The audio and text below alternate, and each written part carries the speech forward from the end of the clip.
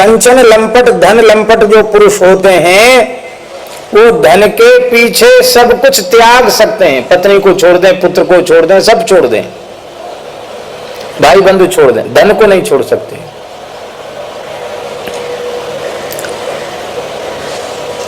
हमारे महाराज जी के अनुगत थे ठाकर सिंह भाई, उन्होंने एक घटना सुनाई थी।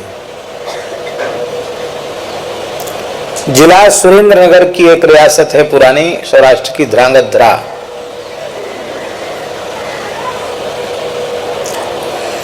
वहां का एक व्यक्ति था, ऐसे ही धन लंपट था।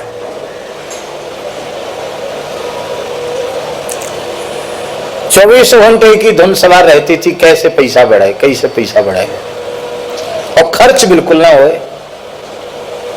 तो दिन भर तो ब्याज पर पैसा जो बटा है उसका तगादा करते हुए घूमता था। और राम महल वहां एक स्थान है टीला जी के द्वारे का, उस स्थान में जाके भोजन करता था।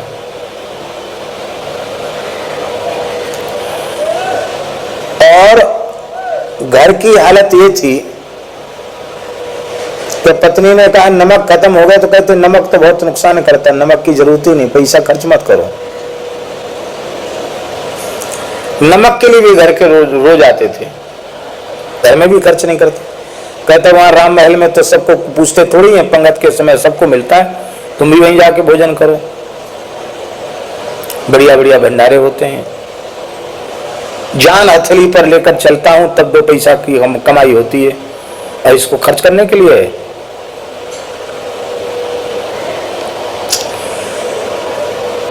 पत्नी इतनी परेशान हो गई कि वो बहुत अमीर परिवार की बेटी थी, ये भी अमीर था, लेकिन अंत में हार गई और अपने बच्चों को लेकर अपनी ससुराल, अपने मायके चली गई।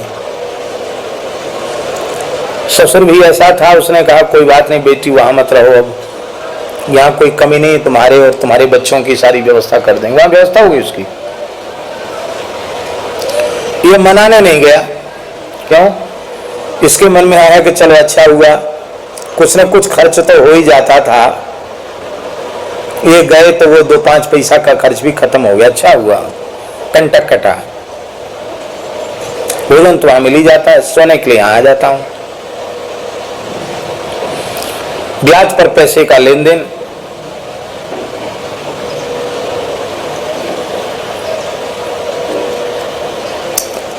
वहां भी लोग गाली देते।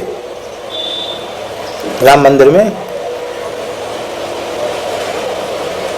करोड़पति बनता है, आ जाता है यूं खाने के लिए, कभी 2 पैसा भेंट नहीं करता, ठाकुर जी को एक फूटी कौड़ी भेंट नहीं करता है।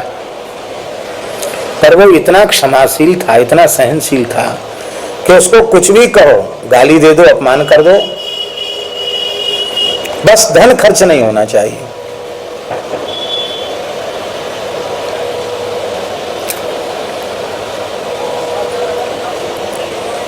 मौत तो सबकी आती है, वो व्यक्ति मर गया। अपने घर में रंगाई पुताई भी नहीं कराता था, साल भर में झाड़ू लगा के केवल दीपावली के दिन दिया जलाता था बस, वो भी इसलिए कि लक्ष्मी जी भीतर चली आवे, और कोई खर्च नहीं था उसका। मर गया तो लोगों ने ही समझा कहीं अपने ब्याज व्याज उगाने गए होंगे, किसी कोई ध्यान भी नहीं देता था उस पर, उपेक्षा जैसी थी। जिसको पैसे की जरूरत होती वही संपर्क करता था उससे। तो महाराज लोगों ने ज्यादा ध्यान दिया नहीं, और किसी ने कहा आखिर तो बूढ़ा हो गया था, हो सकता है अपनी ससुराल चला गया हो, पत्नी और बच्चों की याद आ गई हो, तो लोग उसमें रहे। और जब बदबू आने लगी मोहल्ले में तो लोगों ने कहा बदबू क्यों आ रही? तो उस समय रियासती जमाना था महाराज जी, ध्रांगध्रा राजा थे उस समय। राजा के यहाँ सूचना भाई गई, ऐसे ऐसे बदबू आ रही है। राजा ने पुलिस भेजी, सत्य घटना सुनाई जा रही है आपको। तो 7 तालों के भीतर था वो व्यक्ति, घर भी ऐसा बना लिया था उसने, मेन दरवाजे पे ताला, फिर भीतर का दरवाजे पे फिर ताला, फिर घूम के एक कोठरी और उसमें ताला, होते होते और नीचे तहखाना बना रखा था, उसमें भी ताला। 7 ताले तोड़ने पड़े सरकार को,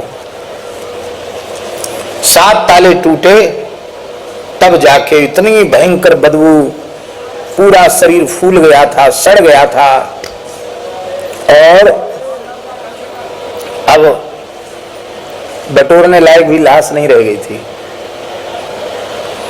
लेकिन राज कर्मचारियों को तो सरकारी आदेश का पालन करना पड़ता, जैसे तैसे मुंह पर पट्टी बांध के ऐसे उपकरणों से भरा, और भंगी की डलिया होती ना, सफाई कर्मचारी भाइयों की डलिया, वो ठिलिया जिससे कचरा फेंका जाता है, उसमें शरीर को बटोर के भर के बाहर नदी किनारे ले जाकर संस्कार कराया। कोई नहीं गया संस्कार में, कौन गया संस्कार में? ताला पड़ गया। महाराज जी, आपको सुनकर आश्चर्य होगा, 40,000 सोने की गिन्नी निकली। कितनी? असरफी। राजाशाही जमाने की बात, मतलब आज से 70 साल पुरानी बात तो होगी, जब रियासती जमाना था। 100 साल पुरानी बात समझो उसको, और 100 साल से कम होगा। 40,000 स्वर्ण मुद्राएं निकली, और चांदी, कुंटलों चांदी के सिक्के उन्हीं पर पड़ा था। उस तहखाने में सोने चांदी के अलावा और कुछ नहीं था जिसमें वो सोता था।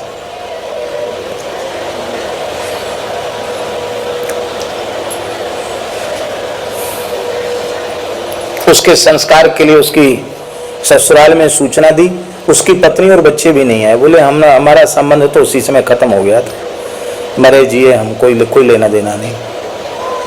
मकान संपत्ति, बोले हमको संपत्ति भी नहीं चाहिए, उनकी मकान भी नहीं चाहिए, हमारे पिताजी ने हमको दे दिया। अब सारा पैसा तो लागत संपत्ति राजा की होती है, खजाने में जमा हुई। अब राजा पर भार आया भोज भंडारे का, तो उसका संस्कार तो हुआ ही था, भोज भंडारा हुआ। ध्रांगत धरा का कोई ब्राह्मण नियम नहीं आया। बोले इतना लंपट है धन का, जिसकी पत्नी और बच्चों ने इसकी संपत्ति नहीं ली, भैया इसके पैसा से भंडारा हम तो नहीं बचा पाएंगे, चाहे भली 3 बार नहीं 6 बार संध्या करते हो, हम तो नहीं बचा पाएंगे। ब्राह्मणों ने इनकार कर दिया खाने से। अंत में निम्न जाति के लोगों से कहा, उन्होंने भी नहीं खाया। तब सुअरों ने, कुत्तों ने उसका भंडारा खाया।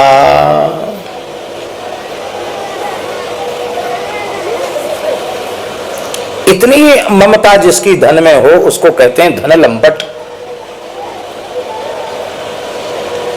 ऐसे ही कामनी लंपट, स्त्री लंपट।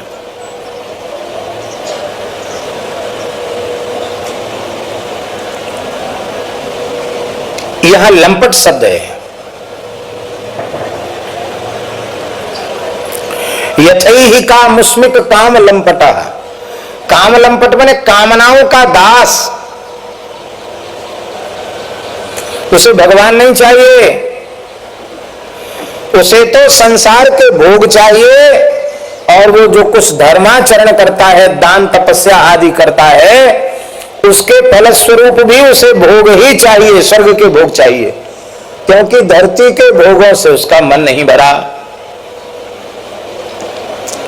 धरती के भोगों से उसका मन भरा नहीं, उसको अब स्वर्ग के भोग चाहिए। ऊर्ध्वरेता माने क्या होता है? देखो, वस्तुतः ऊर्ध्वरेता ब्रह्मचारी को ही ब्रह्मचारी कहते हैं। और ऊर्ध्वरेता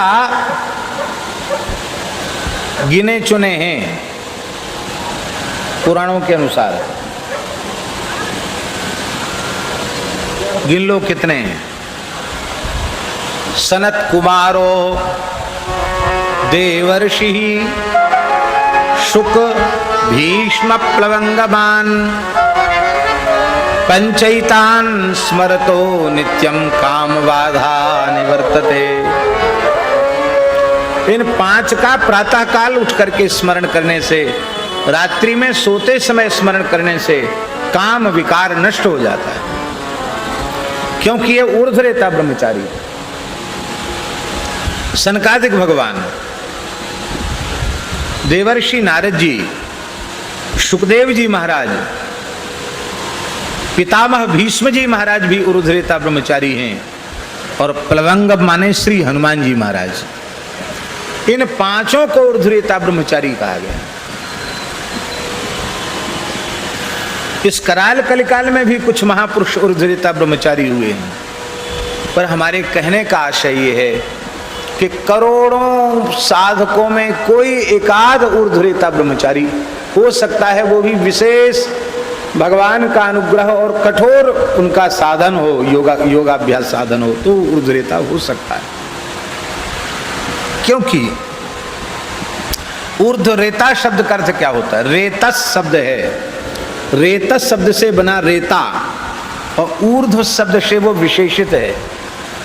हम लोगों का जो शरीर है, उस शरीर का जो निर्माण है, उस निर्माण में 7 धातुएं हैं। सप्त धातु विनिर्मित पंचभूत रचित यह शरीर है। इस शरीर में नस नाड़ियां हैं, उनमें जिस नाड़ी से, जिस नस से, जिस नाड़ी से शुक्र का प्रवाह चलता है, 7 धातुओं में एक धातु शुक्र भी है, उस शुक्र का प्रवाह जिस नाड़ी से चलता है, उस नाड़ी की स्वाभाविक जो गति है वो उपस्थ की ओर है, नीचे की ओर है। तो स्वाभाविक उसका माने उसके शरीर की संरचना ही ऐसी है कि उसकी जो स्वाभाविक गति है शुक्र की, वो नीचे की ओर है। वो स्वाभाविक जिसकी नीचे की ओर गति है, उसको बलपूर्वक ऊपर की ओर ले जाना, उस नाड़ी के नीचे के प्रवाह को समाप्त करके ऊपर की ओर ले जाना, और बिंदु का महाबिंदु से समागम करा देना। बिंदु, वो बिंदु है क्या? उस बिंदु के संबंध में उपनिषद में कहा गया, यो बिंदु स शिव प्रोक्तः, वो बिंदु ही शिव है और शिव ही बिंदु है। और उस बिंदु का महाबिंदु, सहस्रार चक्र में स्थित जो महाबिंदु है, जो परब्रह्म का स्वरूप ही है, जहाँ परब्रह्म अपनी अचिंत्य शक्ति के साथ विद्यमान होता है, उस अमृत स्वरूप परमात्मा के साथ जब वह समर्थ योगी अपने उस बिंदु का मिलन करा देता है, तो उसे ऊर्ध्वरेता ब्रह्मचारी कहा जाता है। और ऐसा योगी अमृतत्व को प्राप्त कर लेता है।